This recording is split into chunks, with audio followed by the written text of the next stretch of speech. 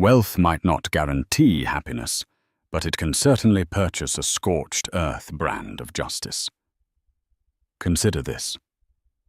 A woman sacrifices $1 billion inheritance for love, choosing a simple life over a dynasty. 10 years later, she wakes up to an empty house, no husband and missing children, just a court order freezing her assets, and a text message from a woman named Tiffany. This isn't just a breakup, it's a demolition. However, her ex-husband forgot a crucial detail. She may have chosen poverty, but her last name was still Harrington. And when you steal a Harrington's children, you don't just get sued. You get owned, literally. The silence in the kitchen was the first warning, though Gina didn't recognize it at the time. Usually at 7:45 a.m. on a Tuesday, the Sterling household was a chaotic symphony of chaotic noises. There should have been the grinding of the espresso machine, the thud of Noah's sneakers hitting the hardwood as he searched for his missing shin guards, and the high-pitched negotiation of 7-year-old Emma trying to convince her father that a tutu was appropriate attire for a math test. But today, there was only the hum of the refrigerator. Gina walked down the stairs, tying the sash of her silk robe, expecting to see Jason frantically buttering toast. "Jason, did you take them to school early?" she called out, her voice echoing slightly in the hallway. There was no answer. She moved into the kitchen. The counter, usually littered with permission slips and half-finished homework, was pristine. Too pristine. It looked like a show home wiped down and sterile. A single white envelope sat in the center of the granite island. Her stomach did a slow, sickening flip. It was that feeling, the primal instinct that predates logic. It's the feeling of a predator nearby, or the ground about to give way. She walked toward the envelope. It had her name, Gina, written on it in Jason's sharp, architectural handwriting. She tore it open. Inside wasn't a love note. It wasn't a reminder to pick up dry cleaning. It was a single sheet of paper, clipped to a thick packet of legal documents.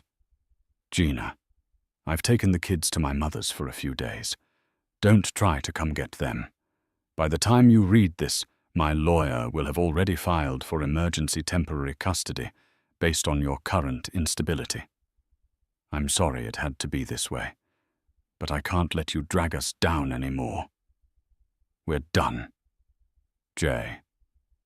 Gina's knees hit the floor before she even registered falling.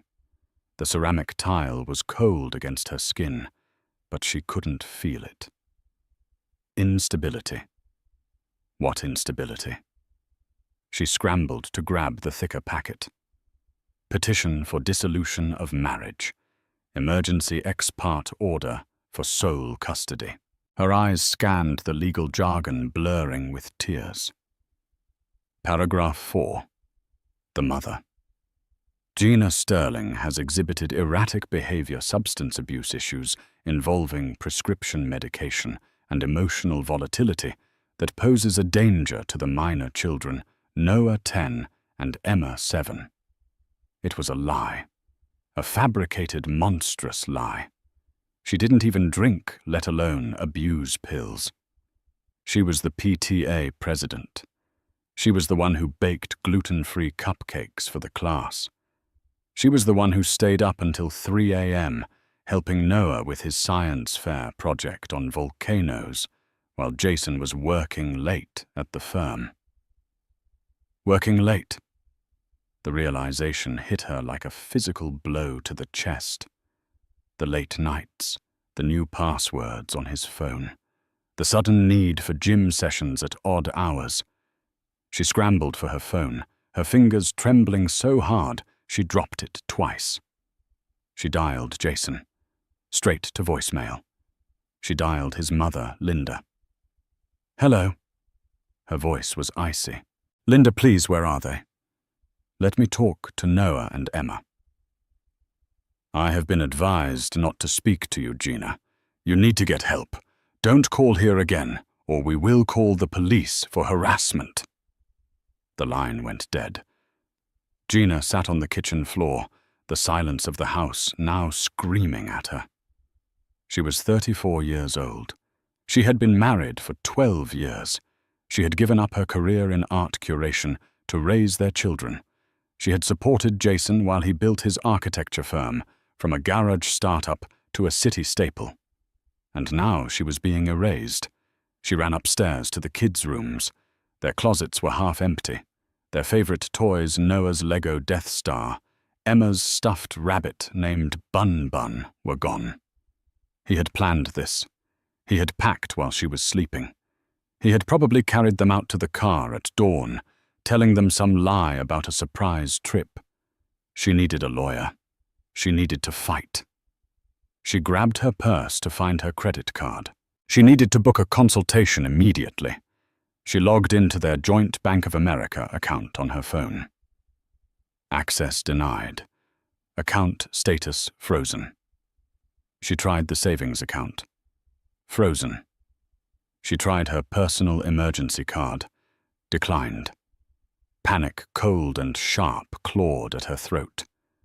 She checked the joint checking account balance before the screen locked her out. It read $0. He had drained it. 12 years of savings, the money from the sale of her grandmother's jewelry, the rainy day fund.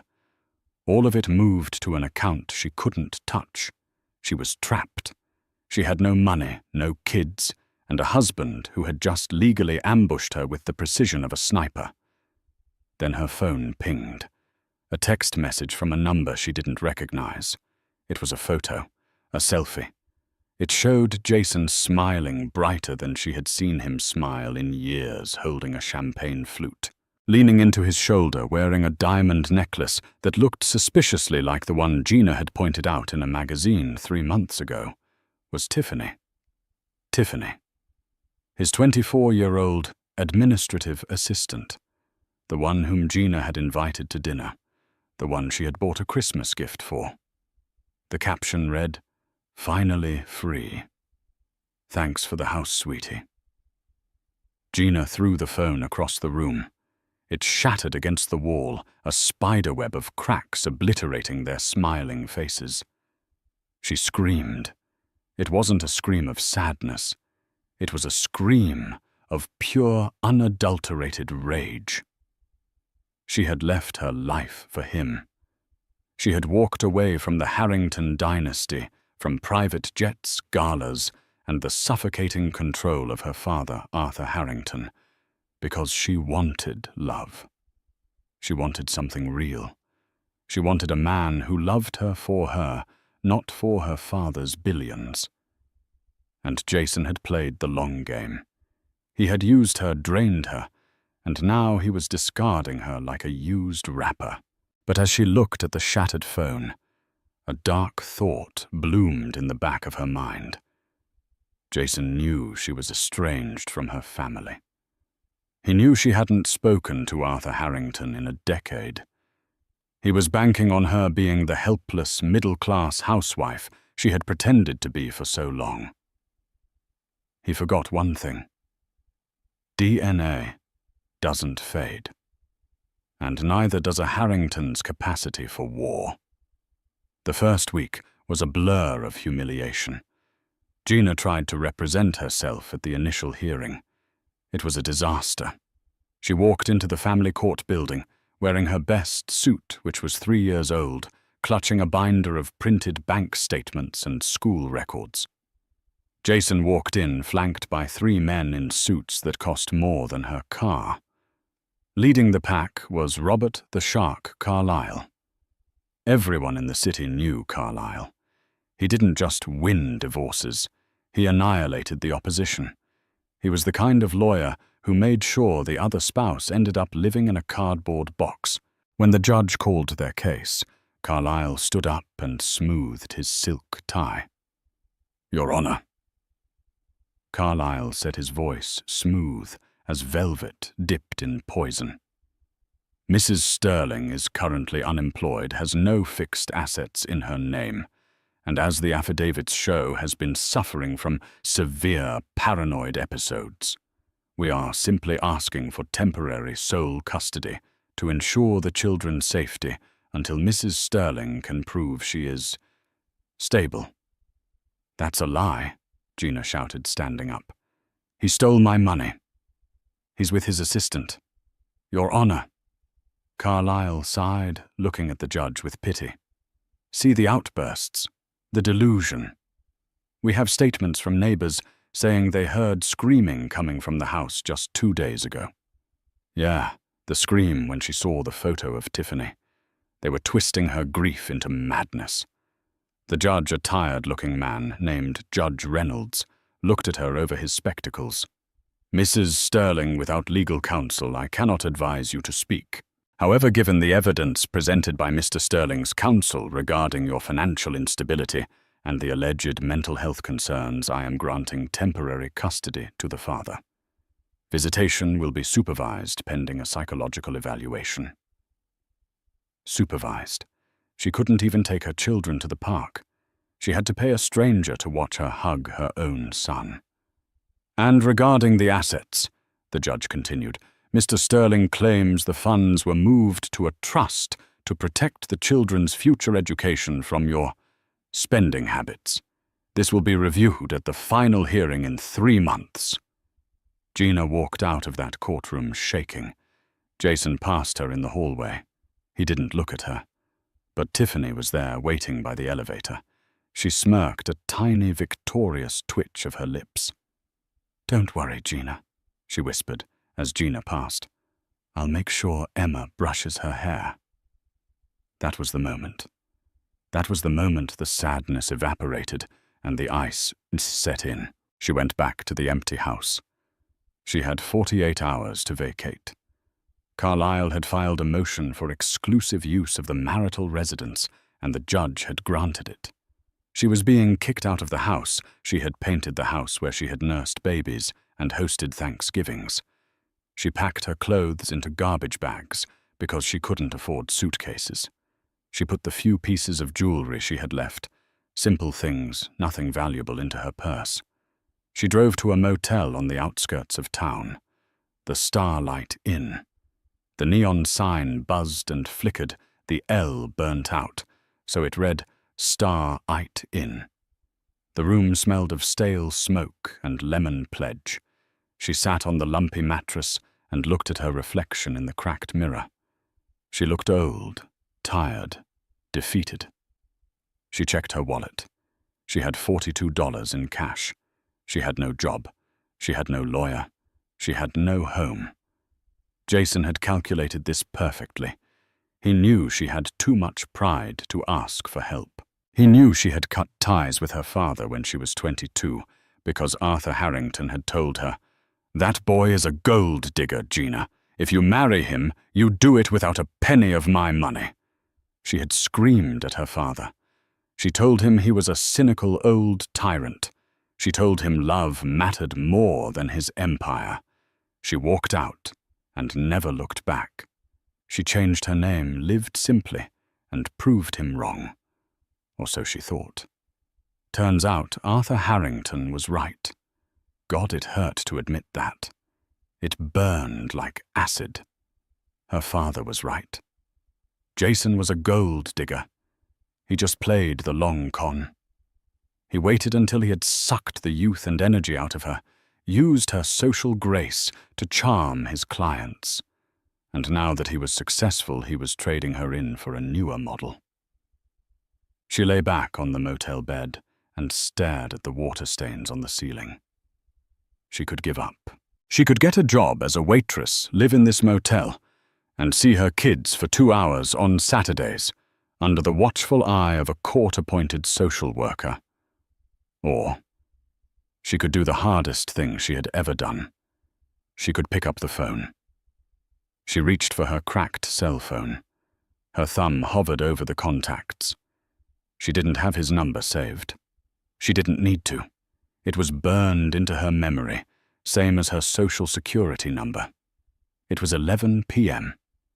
He would be in his study, drinking a single malt scotch, reading the Asian market reports. She dialed. 1 ring, 2 rings, 3 rings. "Harrington residence?" A crisp British voice answered. It was Jenkins the butler, who had been there since she was a baby. The sound of his voice almost broke her. "Jenkins," she croaked. It's Gina." Silence.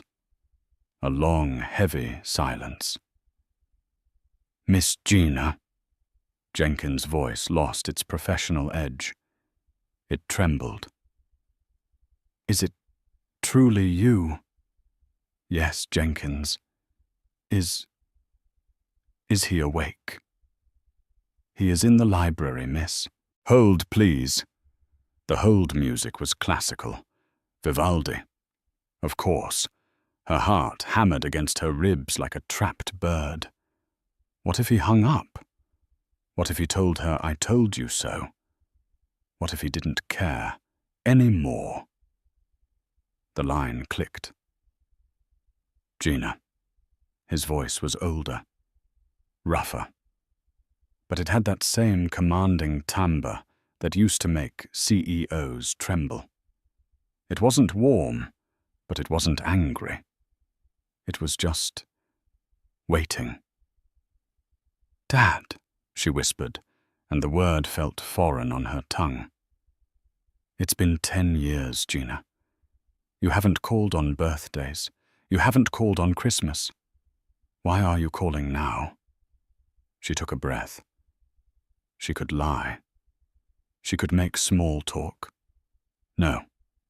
Harringtons didn't do small talk. They did business. "He took them, Dad," she said, her voice cracking. "He took the kids. He froze the accounts. He's with a 24-year-old. He hired Robert Carlyle and they kicked me out of my house. I'm in a motel on Route 9 and I have $42. Silence on the other end. Total absolute silence. It stretched for 10 seconds. 20. "Dad," she whispered, fear gripping her. "Carlyle?" Arthur asked. Just the name. "Yes, Robert Carlyle. And the husband, Jason. He set me up. He painted me as unstable. He took Emma and Noah." She heard the sound of glass touching wood, the sound of a heavy leather chair shifting. "Gina," Arthur said, his voice dropping an octave, becoming something dark and terrifyingly calm. "Pack your things. Jenkins is coming to get you. Do not speak to anyone." "Dad, I can't pay you back." "Gina," he interrupted, "you are a Harrington. We do not get taken. We do not get discarded.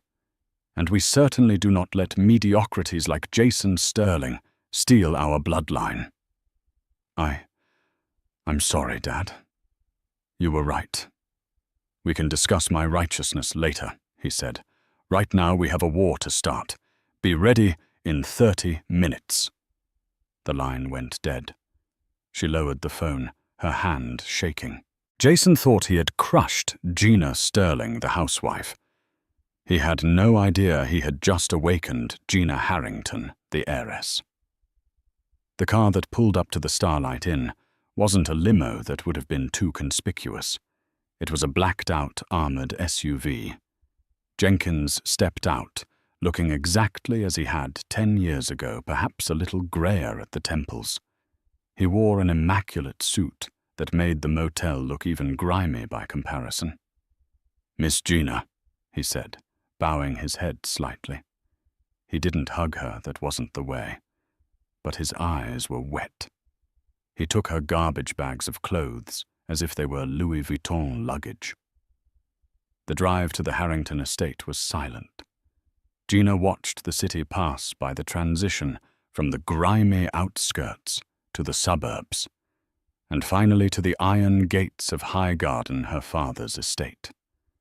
The house was a fortress of stone and ivy lit up like a beacon against the night sky. As she walked through the massive oak doors, The smell hit her old paper beeswax and expensive lilies. It was the smell of her childhood. Her father was standing in the foyer. Arthur Harrington was 72, but he stood with the posture of a general. He leaned on a cane with a silver wolf's head handle. He wore a velvet smoking jacket. His face was lined, his eyes sharp blue steel. She stopped 10 feet from him. She felt like a child again, waiting to be scolded for a bad report card. "You look thin," he said. It was an accusation. "I haven't been eating much," she admitted. He nodded. He tapped his cane on the marble floor. "Jason Sterling, architecture, second-tier firm, mostly residential renovations and minor commercial contracts. Net worth approximately $4 million, mostly illiquid. Is that correct?" She blinked. I think so. How do you know?" "I've had a team running a dossier on him since you hung up the phone," Arthur said casually. "Never enter a battle without knowing the terrain." He turned and walked toward the library. "Come, we have work to do." She followed him. The library was vast walls lined with books that were worth more than Jason's entire firm. Sitting at the mahogany desk was a woman she didn't recognize.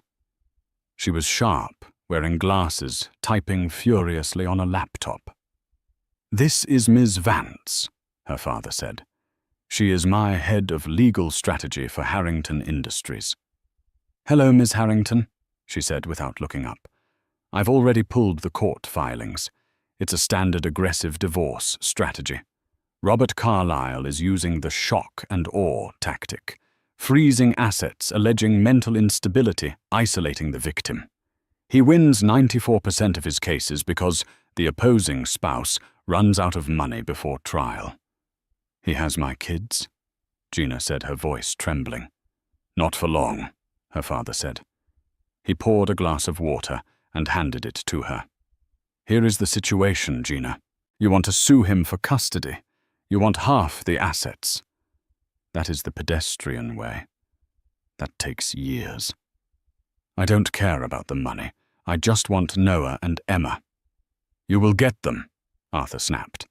"But you cannot fight a shark like Carlyle with a fishing rod. You need a net, a very, very expensive net." He sat down behind his desk and tented his fingers. "I made a few calls tonight. Robert Carlyle is the senior partner at Carlyle Evans and Tate. It's a boutique firm, highly profitable but small."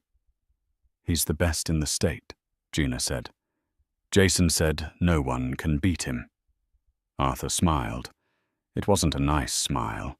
It was the smile of a wolf looking at a wounded rabbit. Gina lesson number 1 of being a Harrington. Everyone has a price, and everyone has a boss. He owns the firm, Dad. He doesn't have a boss. "Everyone has a boss," Arthur repeated. "Sometimes it's the bank. Sometimes it's the leaseholder. Sometimes it's the clients." He looked at Ms. Vance. "What is the status of the lease on Carlyle's office building downtown?" Ms. Vance tapped a key. "The building is owned by Bewildered Holdings. The lease for Carlyle Evans and Tate is up for renewal in 6 months. But there is a clause allowing early termination if the building changes ownership and is repurposed for industrial use." Arthur nodded. "Buy the building." Gina's jaw dropped. "Dad, what? Buy the building?" Arthur said, waving his hand as if ordering lunch.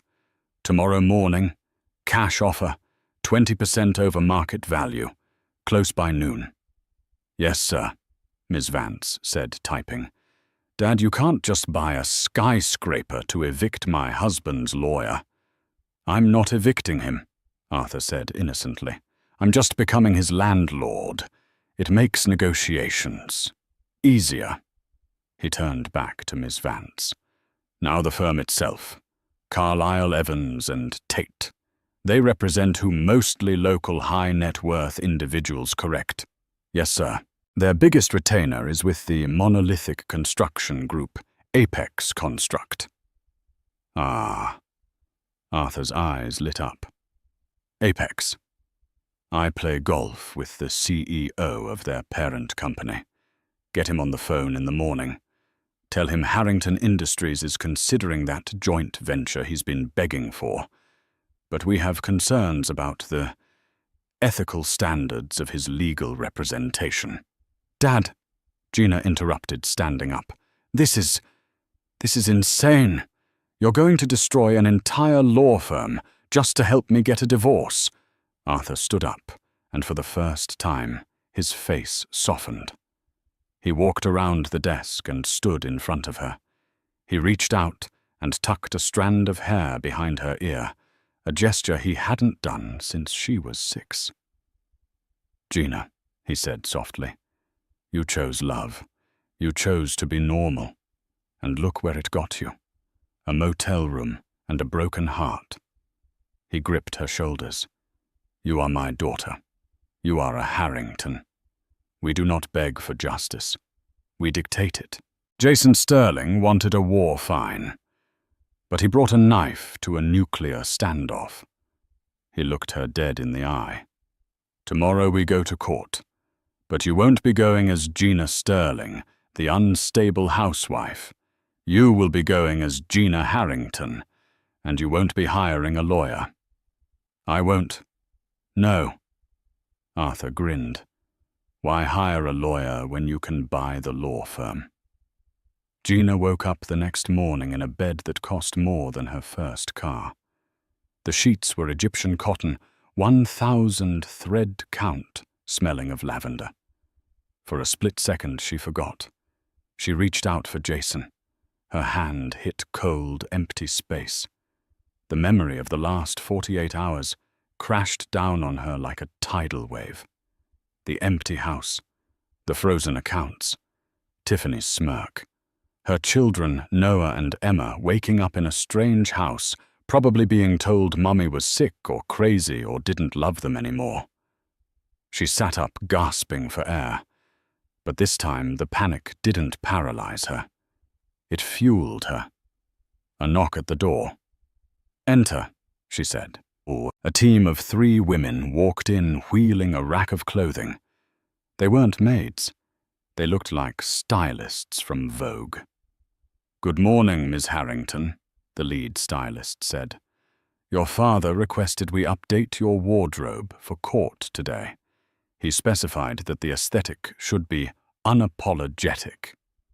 She looked at the rack.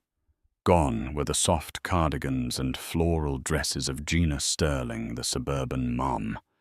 In their place were structured blazers, sharp pencil skirts, and stilettos that looked like weapons.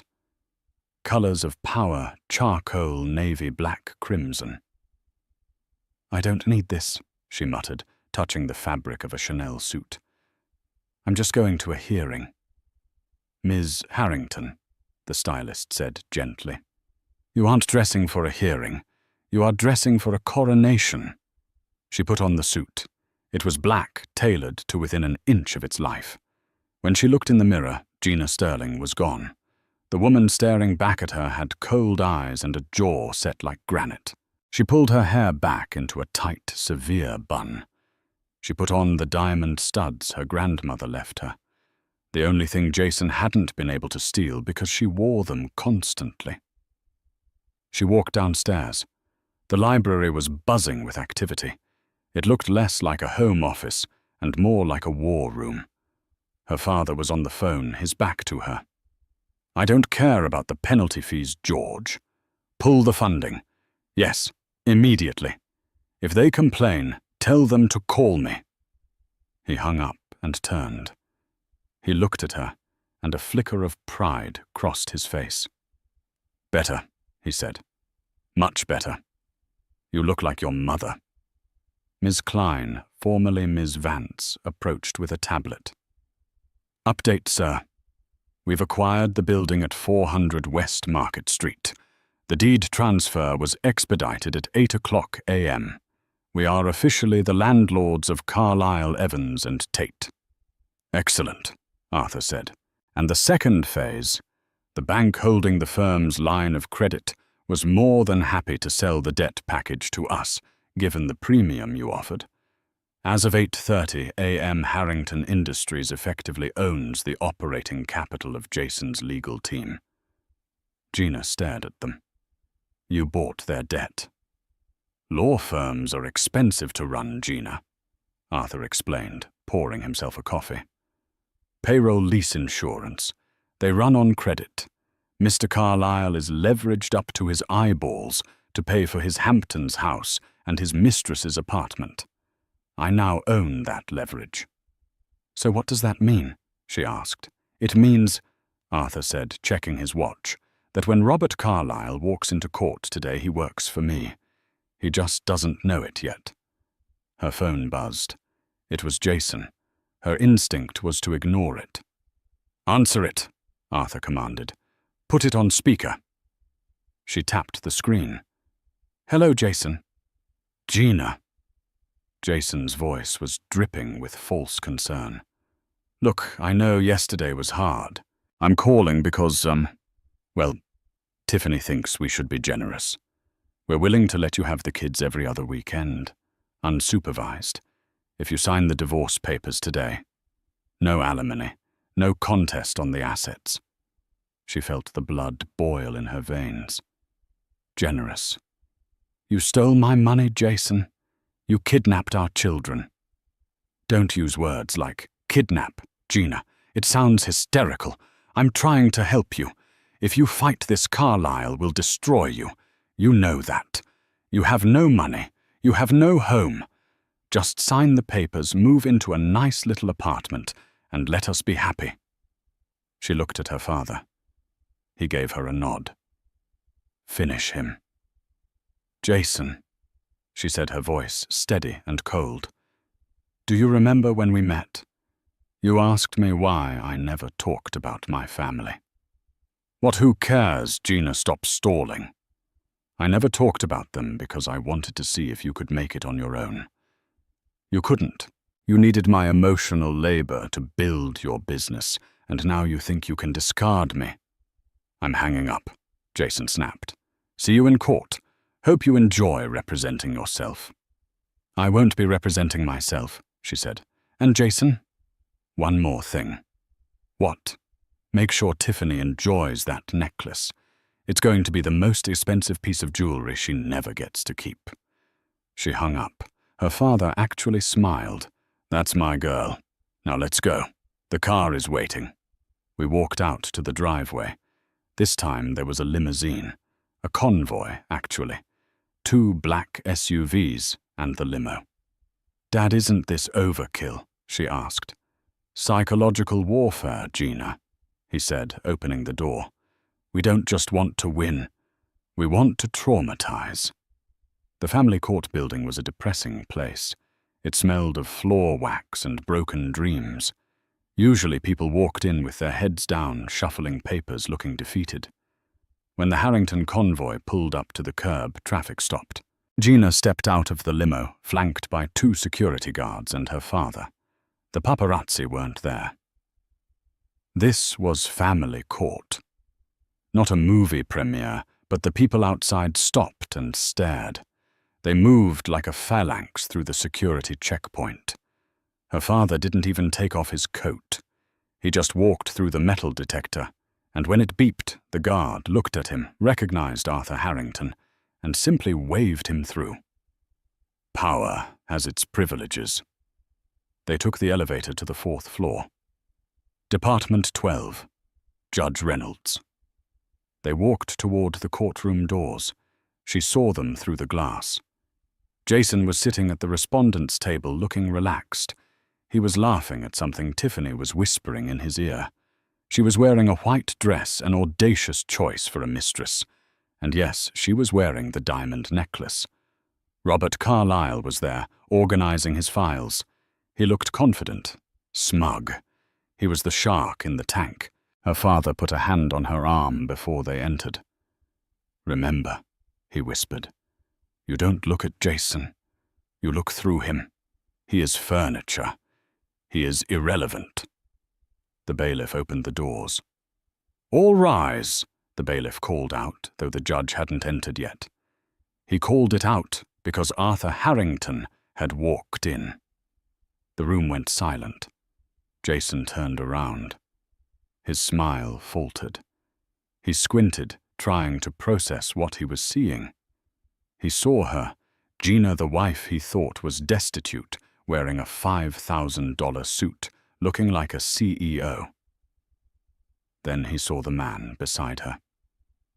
Jason's face went the color of curdled milk. He knew who Arthur Harrington was. Everyone in the city knew. But he had never met him. Gina had kept them apart for a decade. "Gina," Jason mouthed. They didn't sit at the frantic, cluttered table usually reserved for self-represented defendants. They walked to the empty table on the right. Her father sat down in the gallery, directly behind her. He crossed his legs and rested his hands on his cane. He looked like a king watching a gladiator match he had already rigged. A new man walked in and sat beside her. This was her attorney, not a family law attorney. This was Sulas Thorne. Thorne was Harrington Industries' chief litigator.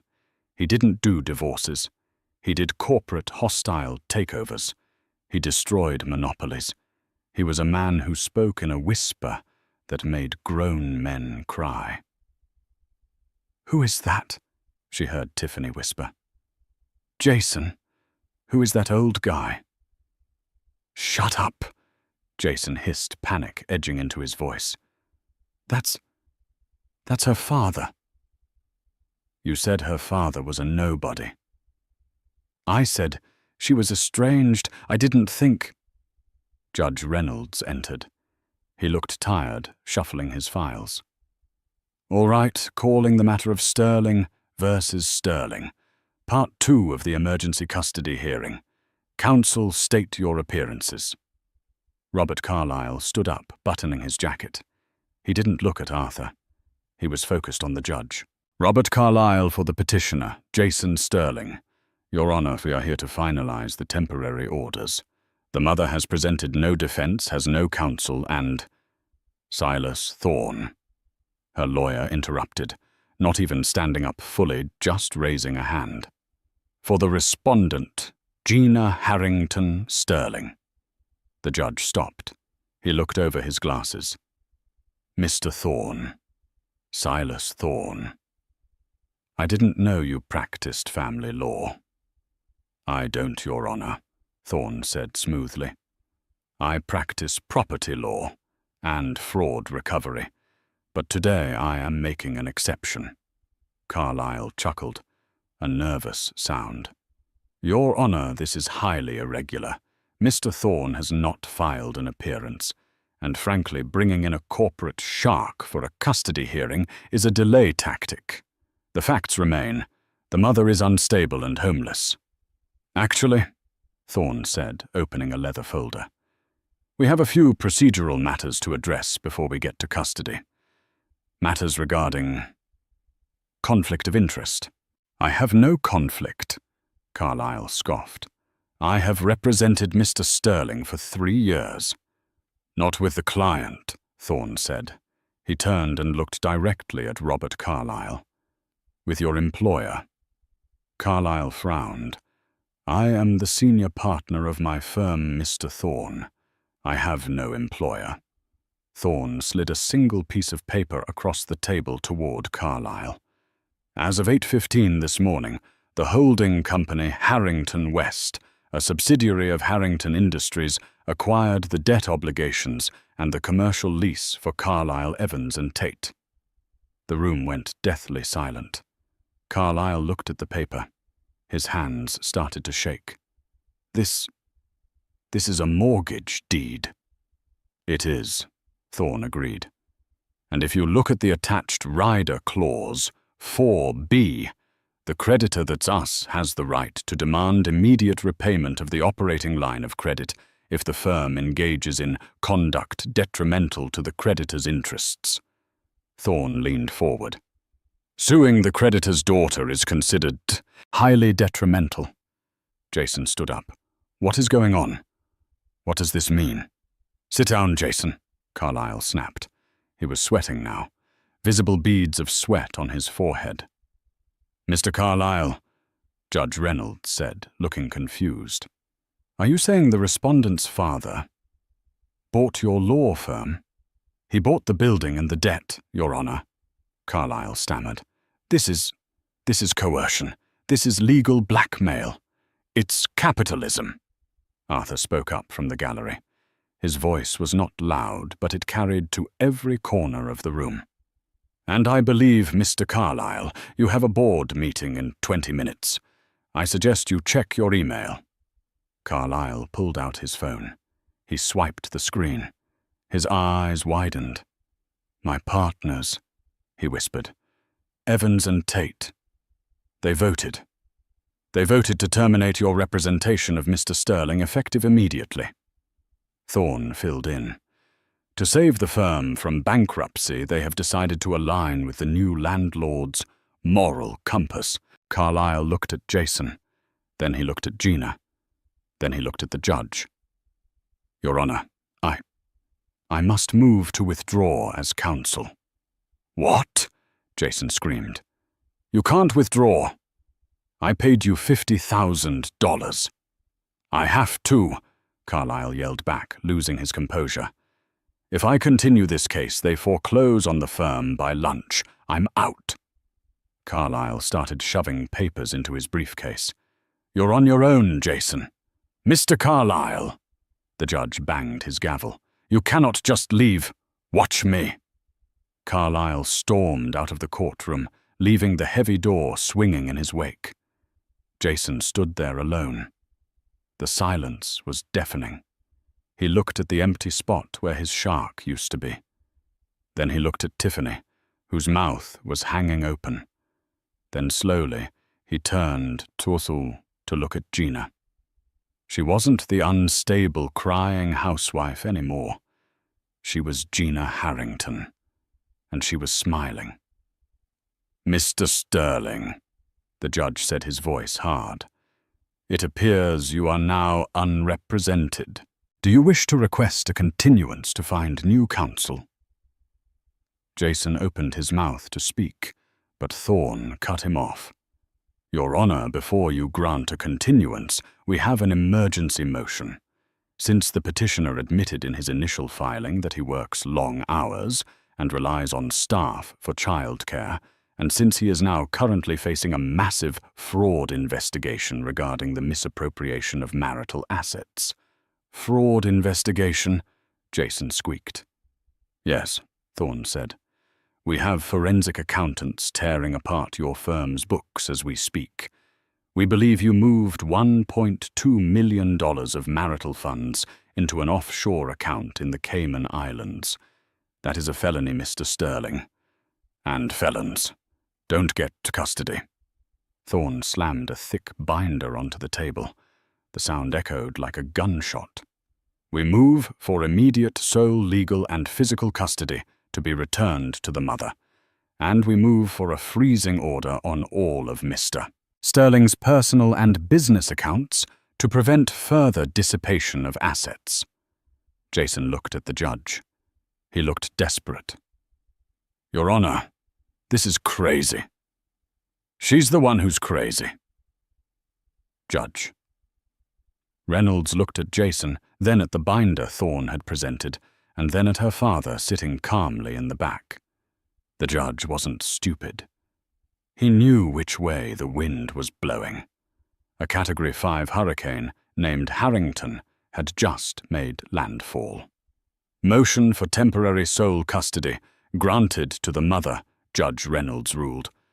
Mr. Sterling, you are to turn over the children immediately. And regarding the assets, I am freezing everything. You are not to spend a dime until those accountants are finished. Jason slumped into his chair. Tiffany stood up. I'm not staying for this, she hissed. You said you had money. You said she was a nobody. Tiffany, wait. Jason grabbed her hand. She snatched it away. Don't touch me. I'm not going down for fraud with you. She clicked her heels and walked out. Gina stood up. She walked over to Jason's table. She leaned down so only he could hear her. "You wanted a war, Jason," she whispered. "You forgot one thing. Harringtons don't lose." She stood up straight. "Now, tell me where my children are." The drive to Jason's mother's house was the longest 20 minutes of Gina's life. This time, she wasn't in a battered sedan. She was in the back of the Harrington limo, her father sitting silently beside her, reviewing emails on his phone. He knew when to speak and when to let the silence do the work. When they pulled up to Linda's driveway, a modest suburban house where Gina had spent countless uncomfortable holidays, biting her tongue while Linda critiqued her cooking, there was no chaotic scene. The fight had been knocked out of them. Jason's car was already there. He must have sped from the courthouse, desperate to control the narrative, before she arrived. She stepped out. Her father stayed in the car. "Go," he said, not looking up. "This part is yours." She walked to the front door. It opened before she could knock. Linda stood there, her face a mask of pinched disapproval. But behind that mask was fear. She had heard what happened. She knew the accounts were frozen. She knew her son's empire was currently being dissected by forensic accountants. "They're in the living room," she muttered, stepping aside. Gina walked in. Noah and Emma were sitting on the couch, their backpacks at their feet, looking small and confused. Jason was kneeling in front of them, talking fast, his hands waving. "And Mommy has been very sick, guys, so we have to be patient with her." "Okay." "She might act strange because I'm feeling much better, actually," Gina said, her voice cutting through the room like a razor. Jason froze. The kids looked up. "Mommy!" Emma screamed, launching herself off the couch.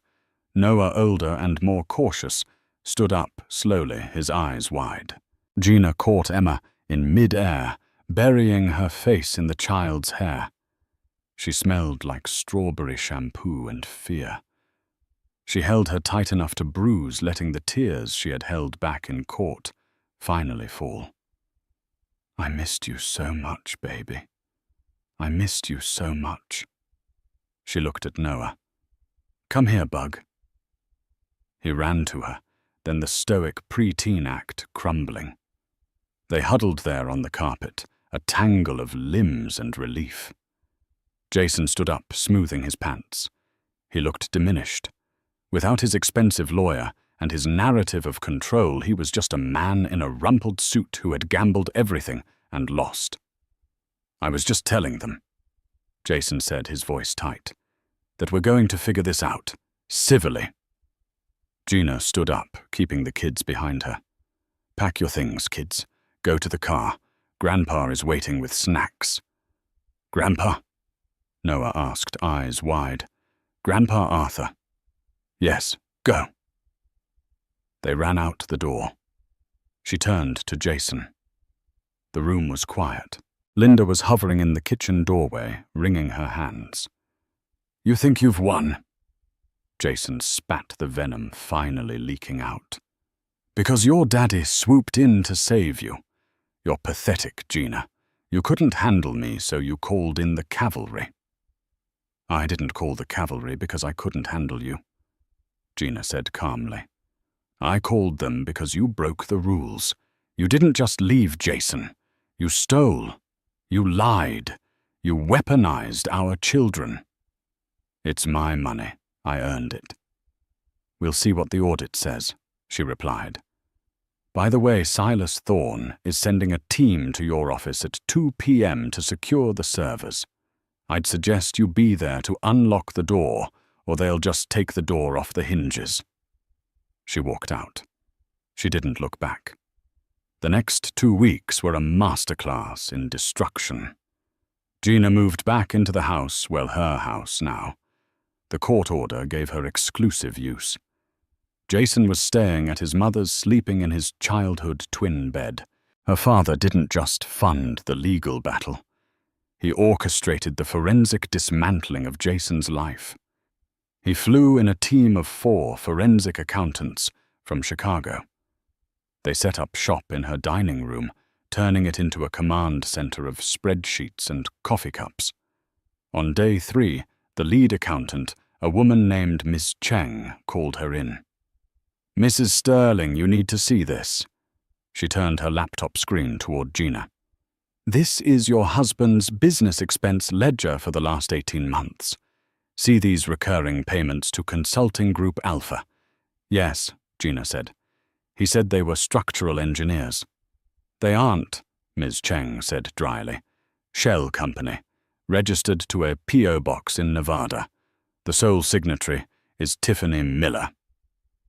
Gina felt the air leave her lungs. "How much over the last year?" $240,000. He was funneling company profits that are marital assets directly to his mistress. He bought her a condo. He bought her a lease on a Mercedes. He paid for her student loans. And here, she pointed to another column. The Cayman account. It wasn't just savings. He was taking out loans against your house, forged signature, by the way, and moving the cash offshore. He was leveraging you into bankruptcy to fund his escape plan. It was worse than she thought. He hadn't just fallen out of love. He had been systematically robbing her blind while sleeping in her bed. He was planning to leave her with the debt while he sailed off into the sunset with Tiffany. "What does this mean legally?" she asked. Silas Thorne, who was leaning against the doorway eating an apple, answered, "It means, Gina, that this isn't a divorce anymore. It's a RICO case. We have him on fraud, embezzlement, forgery, and tax evasion. If we hand this binder to the district attorney, Jason goes to federal prison for 10 to 15 years. He took a bite of the apple. "The question is, do you want him in prison, or do you want him destroyed in a way that hurts more?" She looked at the numbers on the screen. She thought about the text message. "Thanks for the house, sweetie." She thought about her son's confused face when he asked if she was crazy. "Prison is too easy," she said. "He'd be a martyr. He'd blame the system. I want him to know exactly who beat him. I want him to sign it all away." Thorne smiled. "I'll set up the settlement conference." The conference room at Harrington Industries was on the 45th floor. It had a view of the entire city, the city Jason had tried to conquer, the city that was now swallowing him whole. Gina sat at the head of the table. Her father sat to her right. Silas Thorne sat to her left. They waited. Jason arrived 10 minutes late. He looked awful. He had lost weight. His suit was wrinkled. He was alone. No lawyer would touch him. The word was out, Jason Sterling was toxic. He was radioactive. Representation by him was a career suicide mission, because Arthur Harrington would buy your firm and fire you. Jason sat down at the far end of the long marble table. He placed a thin folder in front of him. He looked at Gina, then quickly looked away. "Let's get this over with," he muttered. "We aren't in a rush," Thorne said pleasantly. "We have coffee. Water, no shame." Thorne slid a document across the table. It was thick, about 50 pages. "The proposal is simple, Mr. Sterling.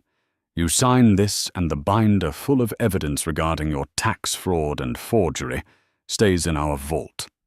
It never goes to the IRS. It never goes to the DA." Jason flipped open the document. He scanned the first page. His face went pale. This says I give up everything." "Correct," Thorne said. "I give up my equity in the firm." "The firm is bankrupt, Jason."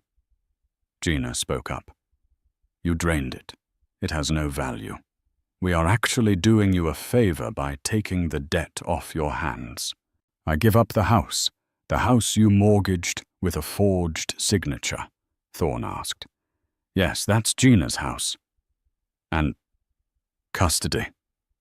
Jason's voice cracked. Full sole custody to Gina I only get. What is this 1 weekend a month? Supervised. You tried to kidnap them, Jason, Gina said softly.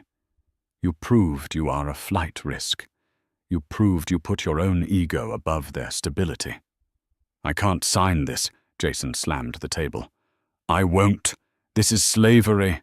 I'll be destitute. I'll have nothing. You'll have your freedom. Her father spoke for the first time. His voice rumbled like thunder. Which is more than you deserve. I won't do it. I'll take my chances in court. Jason stood up to leave. Sit down, Jason, Gina said. He stopped. Or what? She pulled out her phone. She played a recording. It was a voicemail. Hey, Tiffany, it's Jason. Look, don't worry about the audit. I shredded the files on the Nevada Shell Company. They'll never find the trail. Just keep your mouth shut, and we'll be drinking margaritas in Cabo by Christmas. She stopped the recording. Ms. Cheng found the shredded files in your digital recycling bin, she said. Restoring them took about 10 minutes. That voicemail combined with the restored files. That's obstruction of justice. That's 5 years added to the sentence. Jason slowly sat back down. He looked at the phone. He looked at her. Tiffany gave you that voicemail, he whispered. Tiffany, Gina said with a smile, was very eager to cooperate once we explained that she was listed as a co-conspirator. We offered her immunity in exchange for access to her cloud account. She took the deal, Jason. She sold you out for a plane ticket back to her parents' house in Ohio. The betrayal hit him harder than the lawsuit. The girl he destroyed his family for had flipped on him the second the credit card stopped working. Jason slumped. He put his head in his hands. He began to weep. Not noble tears, ugly, gasping sobs of a man who realized the walls had closed in. Please, he begged. Gina, please. I built that firm from nothing. It's my identity.